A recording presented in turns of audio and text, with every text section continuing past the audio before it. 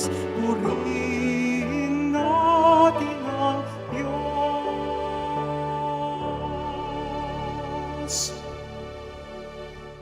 Sa ngalan ng Ama at ng Anak at ng Espiritu Santo, Amen. sumainyo ang Panginoon. At sumaiyo rin. Mga kapatid, aminin natin ang ating mga kasalanan upang tayo'y maging marapat gumanap sa banal na pagdiriwang. Inaamin ko sa makapangyarihang Diyos at sa inyo mga kapatid na lubha akong nagkasala sa isip, sa salita at sa gawa at sa aking pagkukulang. Kaya isinasamo ko sa mahal ng Birheng Maria sa lahat ng mga anghel at mga banal at sa inyo mga kapatid na ako'y ipanalangin sa Panginoong ating Diyos. Kawaan tayo ng makapangyarihang Diyos, patawarin tayo sa ating mga kasalanan at patnubayan tayo sa buhay na walang hanggan. Amen. Panginoon, kaawaan mo kami. Panginoon, kaawaan mo kami. Kristo, kaawaan mo kami. Kristo, kaawaan mo kami. Panginoon, kaawaan mo kami. Panginoon, kaawaan mo kami. Manalangin tayo. Ama naming makapangyarihan, lakas ka ng mga walang inaasahan kundi ikaw. Ang pagluhog namin ay iyong pagbigyan, sapagkat kami mga tao lamang na pawang mahihina kapag iyong iniwanan. Kaya naman kami lagi mong tulungan upang sa pagtupad ng iyong mga kautusan, ikaw ay aming mabigyang kasiyahan sa aming iniisip at ginagawa araw-araw. Sa pamamagitan ni Hesukristo, kasama ng Espiritu Santo, magpa sa walang hanggan. Amen. Magsiupo muna ang lahat. Pagbasa mula sa ikalawang sulat ni Apostol San Pablo sa mga taga-Korinto. Mga kapatid, yamang kami mga katulong sa gawain ng Diyos. Ipinamamanhik namin sa inyo na huwag niyong sayangin ang pagkakataong ibinibigay sa atin ng Diyos. Sapagkat sinasabi niya, sa kaukulang panahon ay pinakinggan kita. Sa araw na pagliligtas, sinaklolohan kita. Tingnan ninyo, ngayon na ang panahong nararapat, ngayon ang araw ng pagliligtas. Iniwasan kong makagawa ng anumang ipagdaramdam ninuman upang hindi mapulaan ang aking paglilingkod. Sa halip, ipinakikilala ko sa lahat ng paraan na ako'y lingkod ng Diyos sa pagtitiis ng kahirapan, kapighatian, at mga kagipitan. Ako'y hinagupit, ibinalanggo at binugbog. Naranasan ko ang magtrabaho ng labis, ang hindi matulog magdamag, ang di kumain ng ilang araw. Ipinakilala kong ako'y lingkod ng Diyos sa pamamagitan ng malinis na pamumuhay, kaalaman, pagpapahinuhod, kabutihang loob, ganoon din sa pamamagitan ng Espiritu Santo, tapat na pag-ibig, tapat na pananalita at kapangyarihan ng Diyos. Ang katuwiran ang siyakong sandatang panlaban at pananggalang. Naranasan kong parangalan at siraang puri, laitin at papurihan. Ako'y itinuring na sinungaling, gayong katotohanan ng aking sinasabi. Ako'y itinuring na di kilala, kahit kilalang kilala. Halos mamamatay na, ngunit malakas na malakas. Kahit ako'y pinarurusahan, hindi ako namamatay. Inaring hapis na hapis, gayon may laging nagagalak. Mukhang mahirap, ngunit nagpapayaman sa marami. Waring walang-wala, ngunit akin ang lahat ng bagay. Ang salita ng Diyos. Salamat sa Diyos. Ang Diyos na rin ang naghayag ng handog niyang pagliligtas. Ang Diyos na rin ang naghayag ng handog niyang pagliligtas. Umawit ng bagong awit at sa poon ay ialay, pagkat yaong ginawa niya ay kahanga-hangang tunay. Sa sariling lakas niya at taglay na kabanalan, walang hirap na natamo, yaong hangad na tagumpay.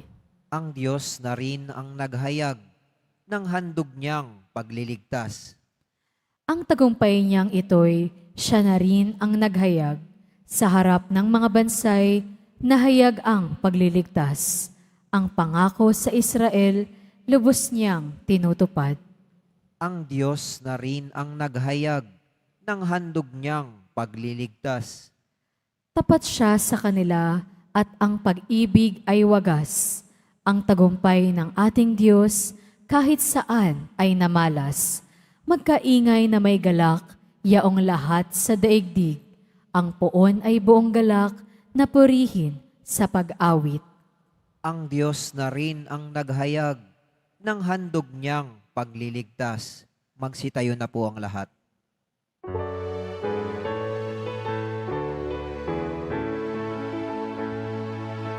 Alleluia, Alleluia,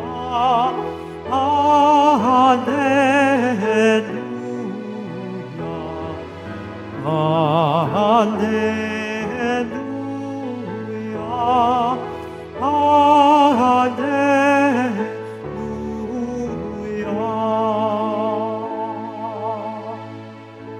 Ang salita mo'y liwanag, tanglaw sa aking paglakad, sa paghakbang sa iyong landas. Alleluia, Alleluia, Alleluia, Alleluia.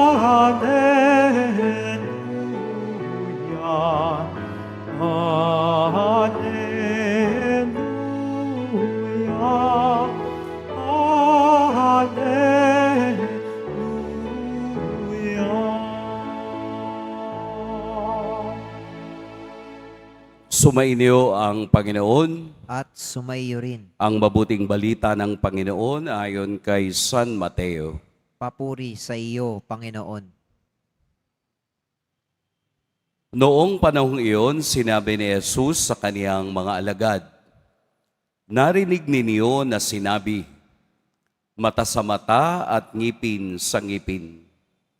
Ngunit ngayoy sinasabi ko sa inyo, huwag ninyong labanan ang masamang tao. Kung may sumampal sa iyo sa kanang pisngi, irap mo pa sa kaniya ang kabila. Kung ipagsakdal kanino man upang makuha ang iyong baro, ibigay mo sa kaniya pati ang iyong balabal. Kung sapilitang ipapasan sa iyo ng manlulupig ang kaniyang dala ng 1 kilometro, pasanin mo ito ng 2 kilometro. Magbigay ka sa nanghihingi sa iyo at huwag mong pahindian ang nanghihiram sa iyo." Mga kapatid, ang mabuting balita ng Panginoon. Pinupuri ka namin, Panginoong Heso Kristo. Magsiyo po muna tayong lahat. Atin pong pag-usapan ang Ebanghelyo. Bagamat siguro nagulat ang iba dun sa tema ng mga salita ni Jesus, itatama po natin ang ating pangunawa sa konteksto ng kaniyang salita. Marahil sa araw na ito, matatapos na ang maghapon, marami na rin kayong nagawang mabuti. Meron po ba? Oo, bilang Kristiyano, gagawa tayo ng mabuti, no? Ano ba yung mga maliliit na mabuti na pwede nating magawa? Yung hindi pagtatapon ng basura, yon mabuti yon, no?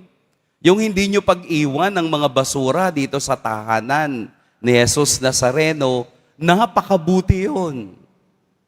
Iuwi ninyo. Yung nagmamadali ka pero mayroong nakasagi sa'yo pero pinabayaan mo na lang, mabuti yon. Mga mabubuting bagay na maliliit na pwede nating magawa sa araw-araw. Mahaba pa ang araw, mahaba pa ang gabi. Pwede pa nating dagdagan ang mga mabubuting gawa. Maliliit man ito, pero kung tama at sa mata ng Diyos, tunay na ikaw ay kagalak-galak sa Kanya. Ang Ebanghelyo po ay mayroong formula na tinatawag. Yung formula na ginagamit ni Jesus ay ganito. Narinig na ninyo na sinabi.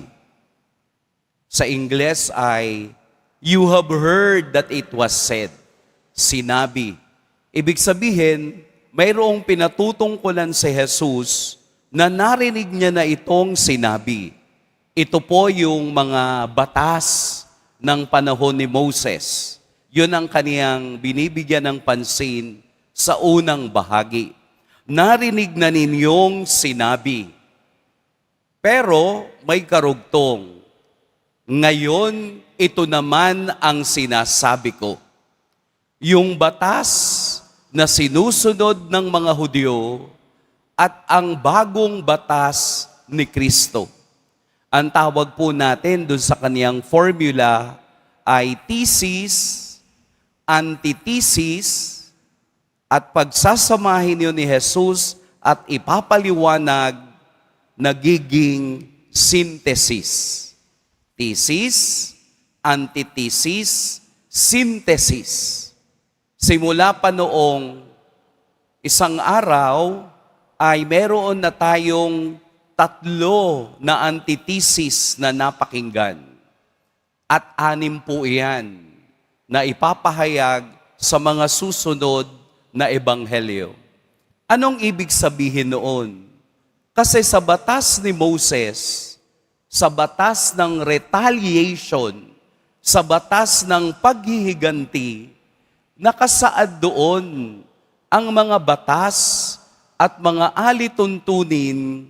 Kung ikaw ay nagkasala, ito ang dapat ninyong maging parusa.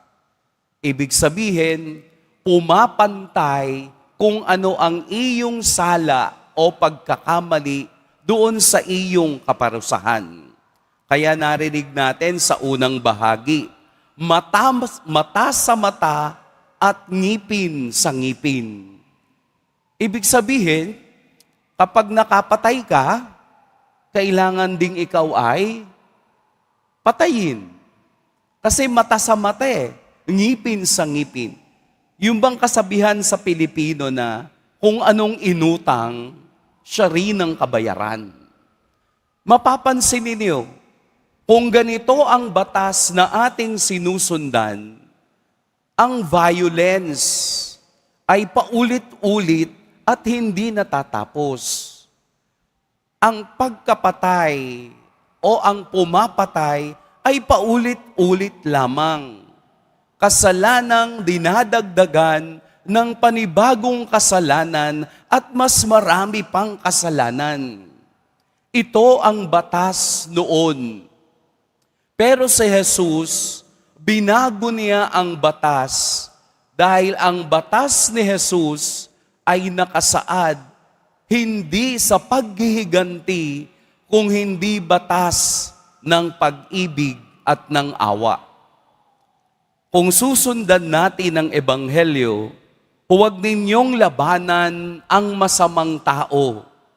Dahil kung lalabanan natin ang masamang tao, wala na rin tayong pagkakaiba sa kanila. Hindi na tayo mapapahiwalay bilang mabubuting tao kung ating papatulan ang masasamang tao. Alam nyo yung mga baboy, gustong-gusto nila na madumihan ka para maging baboy ka na rin. Ganon ang masasamang tao. Gusto nilang maimpluwensyahan ka para ikaw din ay maging masama sa tingin ng iba. Di po ba? Hindi itinuturo ni Jesus ang paghihiganti. Bagkus ituro kung paano putulin ang kasamaang umiikot sa mundo. Dahil ang tunay na Kristiyano ay hindi tumitingin sa paghihiganti, bagkus ibinibigay sa Diyos ang hustisya para siya ang gumanti sa tamang oras at sa tamang paraan. Sabi nga ni Saint Paul, "The Lord says, vengeance is mine." Sabi ng Diyos, nasa akin ang paghihiganti. Kung may mga taong gumawa sa iyo ng masama, ibigay mo sa Diyos. Ipagdasal mo sa Diyos at ang Diyos na ang bahala at titingin ka na lang sa mangyayari. Huwag mong dagdagan ang kasalanan ng tao sa pamamagitan ng paghihiganti. Dahil ang totoo ay palaging nagsasalita sa tamang oras at sa tamang panahon. Kung pinagbintangan kang sinungaling at hindi ka naman talaga sinungaling, pabayaan mong ang panahon at oras ang magpapakita ng pagkakataon na hindi pala ikaw ang sinungaling, kung hindi yung mga taong gumagawa nito laban sa iyo. Dahil ang ibang tao, hindi lamang ang katotohanan ng maingay. Hindi ko mo siya yung matapang, hindi ko mo siya yung maingay, hindi ko mo siya yung maraming opinyon, siya ang tama. Minsan ang katotohanan ay tahimik at naghihintay ng pagkakataon at oras upang makita ng lahat ang katotohanan ng pag-ibig at awa ng Diyos. Tingnan niyo ang buhay ni Jesus. Ang ingay ng mga taong sumusunod sa Kanya. Ipako sa krus! Ipako sa krus! Sumagot ba si Jesus? Hindi. Dahil alam niya na ang katotohanan ang magpapalaya sa tao at ang katotohanan ang magiging sandigan ng sinumang naniniwala at sumasampalataya sa Kanya. There is much difference on being good. Huwag na nating pantayan ang kasamaan ng iba. Bagkus putulin natin at gumawa tayo ng mabuti upang ang mabuti nating ginawa ay manganganak ng bagong mabuti at manganganak ng panibagong kabutihan para sa lahat. Napakasarap pakinggan, napakagandang sumunod sa utos ni Kristo. Ang maging mapagbigay ay hindi kabawasan sa ating pagkatao. Ang pagiging pasensyoso ay hindi kabawasan. Ang pagiging mabuti kahit maliit ay hindi kabawasan kung hindi pagpapakita kung paano tayo sumusunod at naniniwala sa Diyos. You have heard that it was said, but Jesus said this. Sino ang ating papakinggan? Sino ang ating papanigan? Kung hindi si Jesus na nagsabuhay, nagpakita ng kabutihan para sa lahat. Kaya nga po minsan, kung haharap tayo sa Diyos, minsan, ako'y nahihiya. Tinatanong ko ang sarili ko kung may nagawa ba kong mabuti ngayon. Anong karapatan kong humingi sa Diyos? Anong karapatan kong magdasal sa Diyos? Anong karapatan kong ibigay sa Diyos ang biyaya kung ako ay hindi kayang gumawa kahit maliit na mabuti sa kapwa? Nahihiya ako sa Diyos pag ganun. Dahil ang taong hindi marunong magbalik ng kabutihan sa iba ay selfish all along. Hayaan natin na ang salita ng Diyos ang siyang magpabago sa atin at magbigay ng lakas upang tayo'y magpatuloy sa paglalakbay.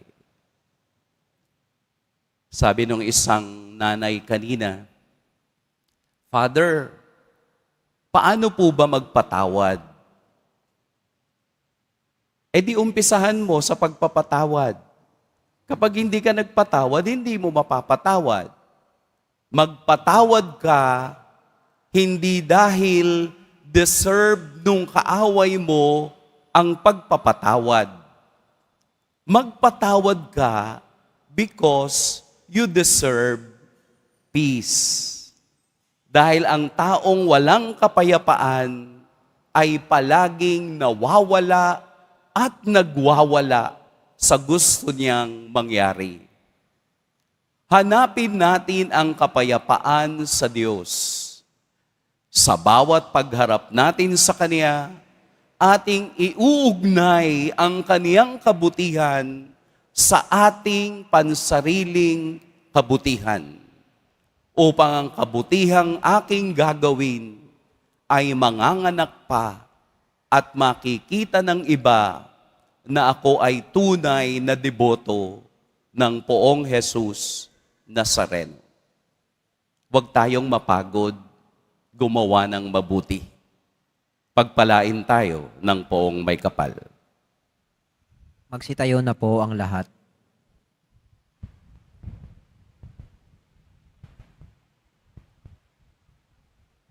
Minamahal kong mga kapatid, napakabuti sa atin ang ating mapagmahal na Ama.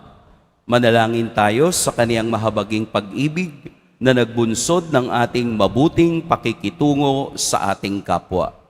Ama, gawin mo kaming ganap sa iyong pag-ibig. Ama, gawin mo kaming ganap sa iyong pag-ibig. Bilang bayan ng Diyos, naway maisabuhay natin ang batas ng pag-ibig ni Kristo. Manalangin tayo. Ama, gawin mo kaming ganap sa iyong pag-ibig. Ang ating mga kaaway, maging yaong mga nakasakit at nakagawa sa atin na masama sa anumang paraan, naway mapatawad natin. Manalangin tayo. Ama, gawin mo kaming ganap sa iyong pag-ibig. Atin nawang maiwasan ang pagkakahiwa-hiwalay at pagkamakasarili para maiwaksi ang kasamaan sa pamamagitan ng paggawa ng kabutihan. Manalangin tayo. Ama, gawin mo kaming ganap sa iyong pag-ibig. Ang mga pinaging manhid ng pagkakasala, nawahipuin ng Espiritu ng Panginoon upang magbalik loob sila at magbagong buhay. Manalangin tayo. Ama, gawin mo kaming ganap sa iyong pag-ibig. Ang ating mga mahal na yumao, naway ligtas na maakay pauwi sa piling ni Kristo. Manalangin tayo. Ama, gawin mo kaming ganap sa iyong pag-ibig. Panginoon ng sambayanan, habang aming itinataas sa mga panalangin ito, tulungan mo kaming magkakasamang lumago at mapaglabanan ng pagkakaaway-away at hindi pagkakasundo. Hinihiling namin ito sa pamamagitan ni Kristong aming Panginoon. Amen. Magsiupo muna ang lahat.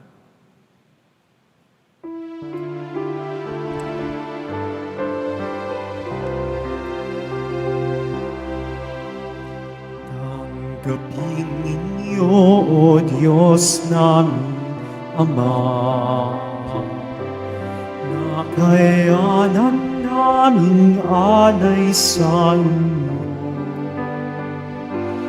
Galing din po sa inyo mga biyaya na ito, tinapay at alak mula sa aming ani. Inyo po nawang itong ikaligaya. Kung mamarapatin po sila inyo, gawin. Katawan at dugo ng inyong anak, minamahal namin Jesus. Minamahal namin Jesus. Sitayo na po ang lahat. Manalangin kayo mga kapatid upang ang paghahain natin ay kalugdan ng Diyos Amang makapangyarihan. Tanggapin nawa ng Panginoon itong paghahain sa iyong mga kamay, sa kapurihan niya at karangalan, sa ating kapakinabangan at sa buong sambayanan niyang banal. Ama naming lumikha, kami ginawa mong may angking katauhan na dapat pakainin at pangalagaan at iyong dinudulutan ng banal na pakikinabang. Ipagkaloob mong kami huwag magkulang sa mga inuukol mo sa aming kapakanan sa pamamagitan ni Hesukristo kasama ng Espiritu Santo magpa sa walang hanggan. Amen. Sumainyo ang Panginoon. At sumaiyo rin. Itaas sa Diyos ang inyong puso at diwa. Itinaas na namin sa Panginoon. Pasalamatan natin ang Panginoong ating Diyos. Marapat na siya ay pasalamatan. Ama naming makapangyarihan, tunay ngang marapat na ikaw ay aming pasalamatan. Sa iyong paglingap at kagandahang loob, ang tao'y nilikhamot pinangasiwa sa sansinukob. Sa hangad mong siya'y iwastong lubos, siya'y pinagdusa mo sa kaniyang pagtalikod. Sa iyong paggiliw, iyong ipinahintulot na makabalik siya sa pamamagitan ni Kristo Jesus. Kaya kaisa ng mga anghel na nagsisiawit ng papuri sa iyo, nang walang humpay sa kalangitan, kami nagbubunyi sa iyong kadakilaan. Santo, Santo, Santo, Panginoong Diyos ng mga hukbo, napupuno ang langit at lupa ng kadakilaan mo. O sana sa kaitaasan, pinagpala ang naparirito sa ngalan ng Panginoon. O sana sa kaitaasan, magsiluhod po ang lahat. Ama naming banal, ikaw ang bukal ng tanang kabanalan. Kaya't sa pamamagitan ng iyong Espiritu, gawin mong banal ang kaloob na ito upang para sa amin maging katawan at dugo ng aming Panginoong Hesukristo.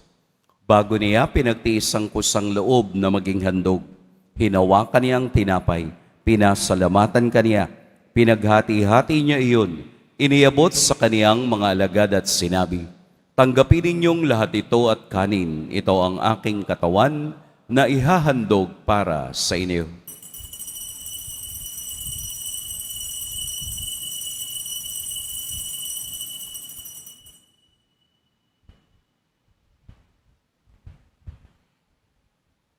Gayon din naman, noong matapos ang hapunan, hinawakan niya ang kalis, muli kaniyang pinasalabatan, inabot niya ang kalis sa kaniyang mga alagad at sinabi, tanggapin ninyong lahat ito at inumin, ito ang kalis ng aking dugo. Nang bago at walang hanggang tipan, ang aking dugo na ibubuhos para sa inyo at para sa lahat, sa ikapagpapatawad ng mga kasalanan. Gawin ninyo ito sa pag-alala sa akin.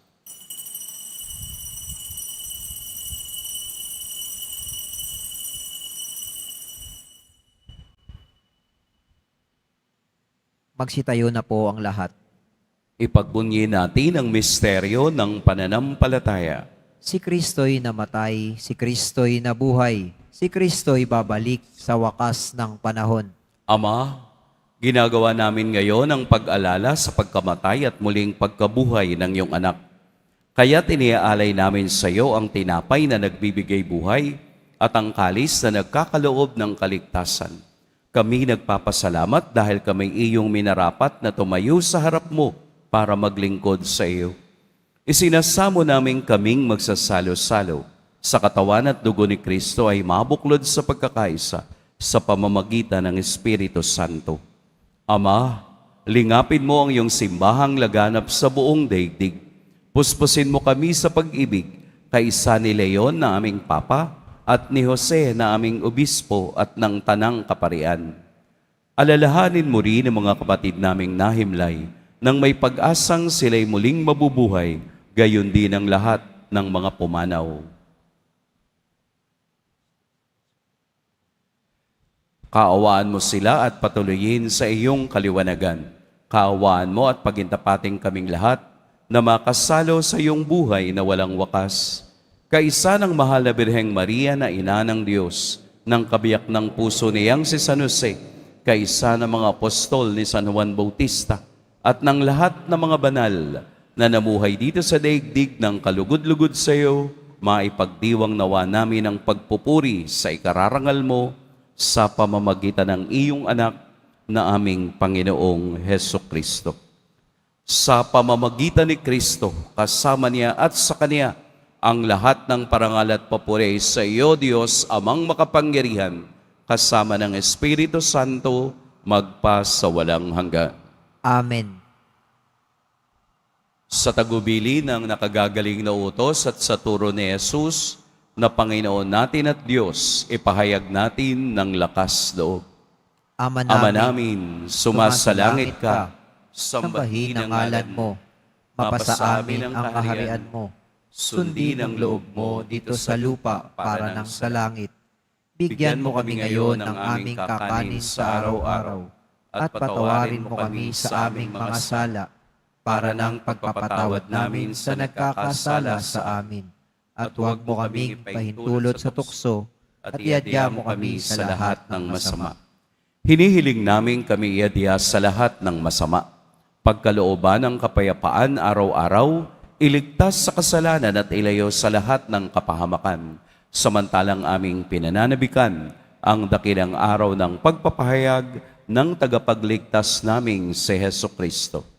Sapagkat iyo ang kaharian, at ang kapangyarihan, at ang kapurihan, magpakailanman. Amen. Panginoong Hesukristo, sinabi mo sa iyong mga apostol, kapayapaan ang iniiwan ko sa inyo, ang aking kapayapaan ang ibinibigay ko sa inyo. Tunghayan mo ang aming pananampalataya at huwag ang aming pagkakasala. Pagkalooban mo kami ng kapayapaan at pagkakaisa ayon sa iyong kalooban, kasama ng Espiritu Santo, magpa sa walang hanggan. Amen. Ang kapayapaan ng Panginoon naway laging sumainyong lahat. At sumaiyo rin. Magbigayan kayo ng kapayapaan sa isa't isa. Kordero ng Diyos na nag-aalis ng mga kasalanan ng sanlibutan, maawa ka sa amin. Kordero ng Diyos na nag-aalis ng mga kasalanan ng sanlibutan, maawa ka sa amin. Kordero ng Diyos na nag-aalis ng mga kasalanan ng sanlibutan, ipagkaloob mo sa amin ang kapayapaan. Magsiluhod po ang lahat. Narito si Jesus ang pinagmumula ng lahat ng kabutihan. Ito ang kordero ng Diyos. Ito ang nag-aalis sa mga kasalanan ng sanlibutan. Mapapalad ang inaanyayahan sa kaniyang piging. Panginoon, hindi ako karapat-dapat na magpatuloy sa iyo. Ngunit sa isang salita mo lamang ay gagaling na ako.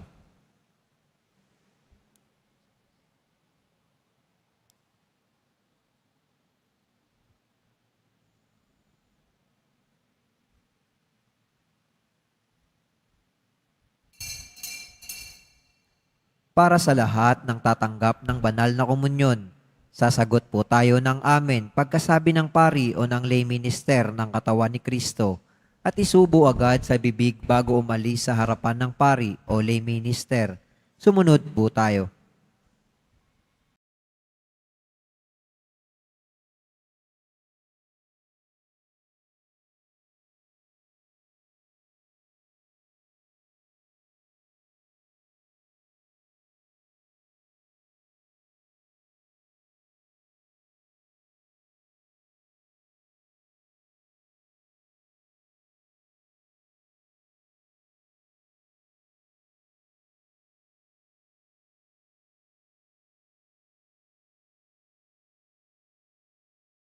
Panalangin tayo. Ama naming mapagmahal, ang pinagsaluhan naming banal na pakikinabang na nagpahiwatig ng iyong pakikisa sa tanang naritong nakikipagdiwang ay magdulot nawa ng pagkakaisa sa iyong sambayanan sa pamamagitan ni Hesukristo kasama ng Espiritu Santo magpa sa walang hanggan. Amen. Sumainyo ang Panginoon. At sumayo rin. Yumuko kayo para sa pagbabasbas. Mahal na Poong Jesus Nazareno, inihayag mo sa pamamagitan ng krus ang walang maliw na pag-ibig ng Diyos sa sangkatauhan. Pakinggan mo po ang kahilingan lalo na para sa manangangailangan ng iyong tulong at awa. Makamtanawa namin ang iyong kasagutan na may utang na loob na tinatanaw. Basbasan din po ninyo itong mga imahen at dasalan upang lalo kaming manalangin at magtiwala. Sa pamamagitan ng bendisyon na ito, naway lalo kaming maging mapaglingkod, masunurin at tapat sa iyo na aming malwalhating Panginoon, magpas sa walang hanggan. Amen. At pagpalain kayo ng makapangyarihan at mapagmahal na Diyos, ang Ama at Anak at Espiritu Santo. Amen. Humayo kayong taglayang kapayapaan ng Poong Jesus Nazareno. Salamat sa Diyos.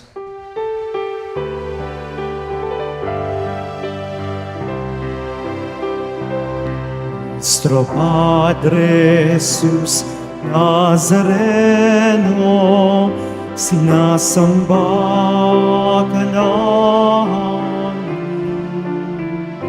pinipinto ka namin, aral mo ang aming buhay at kaligtasan. Nuestro Padre Jesus Nazareno, iligtas mo kami sa kasalanan. Ang krus mong kinamatayan ay sagisag ng aming kaligtasan.